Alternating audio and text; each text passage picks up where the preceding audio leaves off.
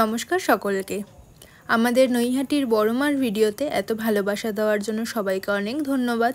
সেই ভিডিওর শেষে বলেছিলাম নৈহাটির আরও একটি ঐতিহাসিক স্থান আপনাদের ঘুরিয়ে দেখাবো।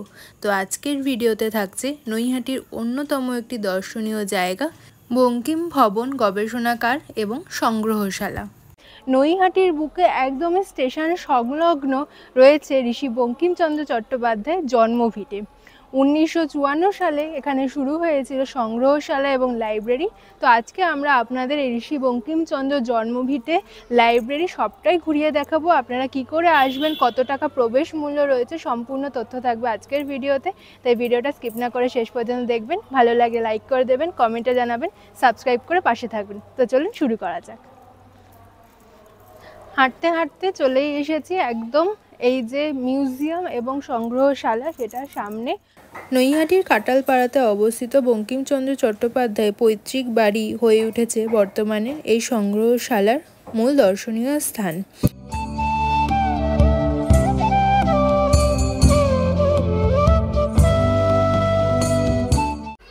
আপনাদের এখন দেখিয়ে দেব ঋষি বঙ্কিমচন্দ্র চট্টোপাধ্যায় যে জন্মভিটে, তার ভেতরের দৃশ্যটা কীরকম। দুতলা কিন্তু বাড়ি, যেরকম আগেরকার দিনে হতো সেরকমই দেখতে পাচ্ছি। এক পাশে কিন্তু রয়েছে টাউন লাইব্রেরি, আর এই পাশে কিন্তু দেখতে পাচ্ছি ওনার বাড়ি যেরকম ছিল সেই বাড়ির অংশটা এদিকে রয়েছে। পুরো কিন্তু সুন্দর বাগান মতো করা। তো সব মিলিয়ে কিন্তু সত্যি মনে হচ্ছে সেই সময়ে চলে গেছি। তা আপনারাও যদি এইখানে এই ঐতিহাসিক জায়গাটা না দেখে থাকেন, অবশ্যই কিন্তু একবার এসে এই ঐতিহাসিক জায়গা দর্শন করে যাবেন। আশা করছি আপনাদের ভালোই লাগবে।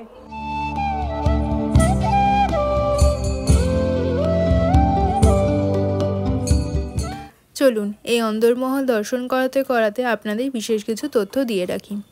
ঋষি বঙ্কিমচন্দ্র চট্টোপাধ্যায় সম্বন্ধে আমরা তো কম বেশি সকলেই জানি। ব্রিটিশ শাসনকালীন ভারতে উনি ছিলেন একজন বিখ্যাত সাহিত্যিক এবং মর্যাদা সম্পন্ন ব্যক্তিত্ব। স্বাধীনতার সংগ্রামেও কিন্তু তার অবদান রয়েছে অনেকই। এই বাড়িতেই ওনার শৈশব এবং কৈশোর জীবন কেটেছে। আপনারা কিন্তু এই মিউজিয়ামে ওনার শৈশব জীবন সম্পর্কিত অনেক কিছুই দেখতে পারবেন। রয়েছে বিরলতম সমস্ত বই, ওনার হাতে লেখা চিঠি, পুঁথি, অনেক কিছুই। এই বাড়িটির সবচেয়ে বিশেষত্ব হলো এখানে বসেই ঋষি বঙ্কিমচন্দ্র বন্দে মাতরম রচনা করেছিলেন, যেটি ছিল আনন্দমঠ উপন্যাসের অংশ। ভারতীয় স্বাধীনতা সংগ্রামে আনন্দমঠ উপন্যাসকে একটি বিশেষ মর্যাদা দেওয়া হয় এবং মনে করা হয় জাতীয় অভ্যুত্থানের একটি কারণ।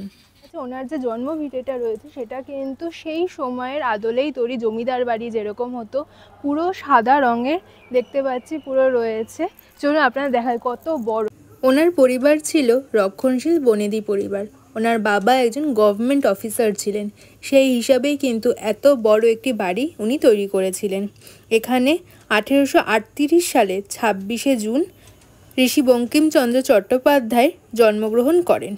তিনি ছিলেন পরিবারের তৃতীয় সন্তান। জন্মভিটের ঠিক উল্টো দিকেই কিন্তু রয়েছে একটি শিব মন্দির এবং তার পাশে রয়েছে কিন্তু একটি খুবই পুরাতন এবং ঐতিহাসিক জায়গা। চলুন দেখে নিই।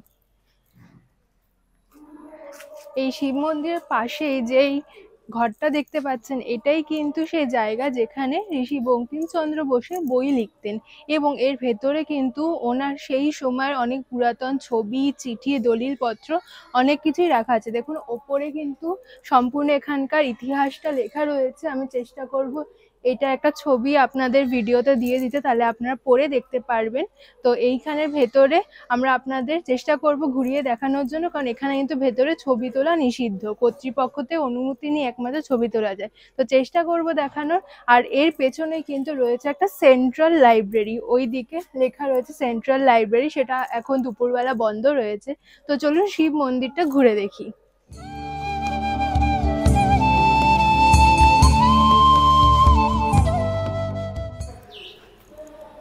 উঠে গেলাম শিব মন্দিরের চাতালে। সেই সময়কার যেরকম আটচালা বিশিষ্ট মন্দির হতো সেরকমই কিন্তু আটচালা বিশিষ্ট মন্দির। ভেতরে রয়েছে ভগবান শিবের শিবলিঙ্গ। তো প্রণাম করে নিই।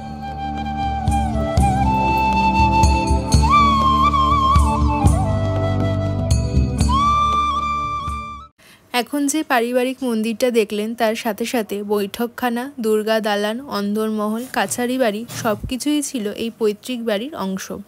সরকারের উদ্যোগে আজ থেকে 25 বছর আগে বাড়িটির মূল কাঠামো হুবহু রেখে সংস্কার করে গড়ে তোলা হয় এই গবেষণা কেন্দ্র। বর্তমানে গ্রন্থাগার এবং সংগ্রহশালা রয়েছে।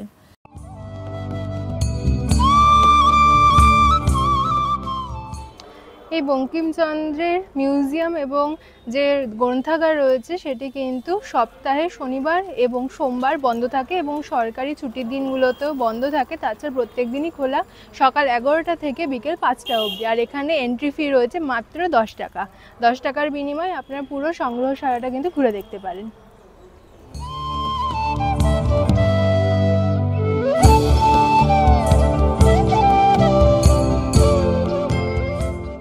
এই বসত বাড়িতে স্বাধীনতা সংগ্রামী বহু জনৈক ব্যক্তিরই পদধূলি রয়েছে, যেরকম ঋষি অরবিন্দ ঘোষ, চিত্তরঞ্জন দাস, দীনবন্ধু মিত্র, আরও অনেকেই।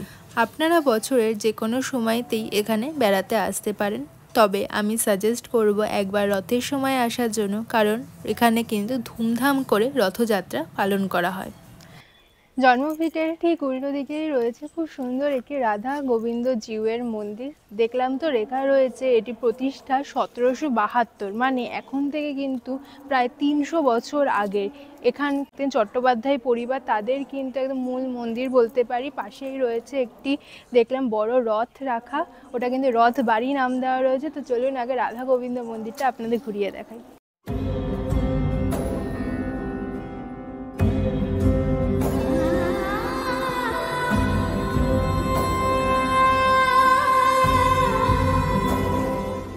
প্রতি বছর ঋষি বঙ্কিমচন্দ্রের জন্মবার্ষিকী উপলক্ষেও কিন্তু এখানে সাংস্কৃতিক অনুষ্ঠান এবং সাহিত্য আলোচনা সভা বসে। যারা ইন্টারেস্টেড তারা কিন্তু এগুলোতেও যোগদান করতে পারেন। বর্তমানে ঋষি বঙ্কিমচন্দ্র চট্টোপাধ্যায়ের ছোট ভাইয়ের 5ম জেনারেশন কিন্তু এখানে এখনও বসবাস করেন।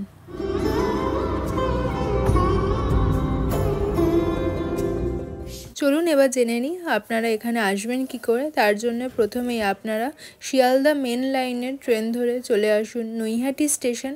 এরপর নৈহাটি স্টেশন থেকে আপনাদের বেরিয়ে যেতে হবে 5 নম্বরের দিকে। আমরা নৈহাটি স্টেশন নেমে এসকেলেটারে উঠে এরপর হেঁটে চলে যাব বাঁ দিকে। 5 নম্বরের দিকে বেরিয়ে আপনাদের টোটো করেও আপনারা যেতে পারেন বা আপনারা হেঁটেও যেতে পারেন। একদম কিন্তু হেঁটে সামনেই পড়বে, 5 মিনিট মতো হাঁটতে হবে। আপনাদের যেতে হবে ঋষি বঙ্কিমচন্দ্র যে কলেজ রয়েছে আরবিসি কলেজের একদম সামনেই কিন্তু অবস্থিত এই মিউজিয়ামটি।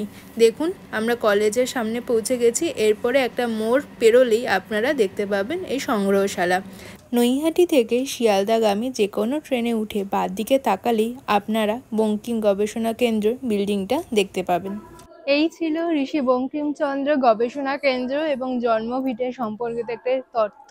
পুরো ভিডিওটা আশা করি আপনাদের ভালো লাগলো। ভালো লেগে থাকলে কিন্তু অবশ্যই শেয়ার করে নেবেন নিজেদের বন্ধু বান্ধব আত্মীয়দের সাথে। লাইক করতে ভুলবেন না, কমেন্টে আমাদের জানাবেন আপনাদের কেমন লাগলো। দেখা হবে অন্য একটি ভিডিওতে, ততদিন ভালো থাকবেন। ধন্যবাদ।